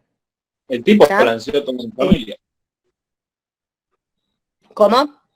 No, que digo que el tipo lanceó a toda mi familia. Claro, claro, pero ahí ya hay una acción de la prensa, el medio, porque hay, cuando el caso aparece en los diarios de Buenos Aires, ahí se arma el revuelo. Ya está actuando algo de tipo bien moderno, que tiene que ver con esa cuestión. ¿No? A los culpables, un magistrado, un defensor, que aplicando todo lo nuevo del derecho, ustedes quieren venganza y no justicia, es importante para verlo también. Así que bueno, chicos, los dejo en paz. Cualquier cosa me consultan, si hay temas que quieren información, me tengo un montón. A veces me cuesta seleccionar por eso, porque he ido juntando tantas cosas, de primero de no tener nada a tener un montón, y después se hace difícil seleccionar. Tengo esto de los frentes, de la fachada que se les ingresa, es una investigación que hicimos para secundaria, pero está interesante verla, compilación también de frentes, de legislación, que es importante. Dicen y se los envío, no tengo problema. También ver ahí cómo se hace una investigación para Feria de Ciencia. En último tiempo no se le ha dado mucha pelota en Varadero, pero bueno, año tras año los docentes tenemos que participar en eso, y bueno, pueden ver cómo es una investigación en ciencias sociales, ¿sí? Así que, chicos, nos vemos.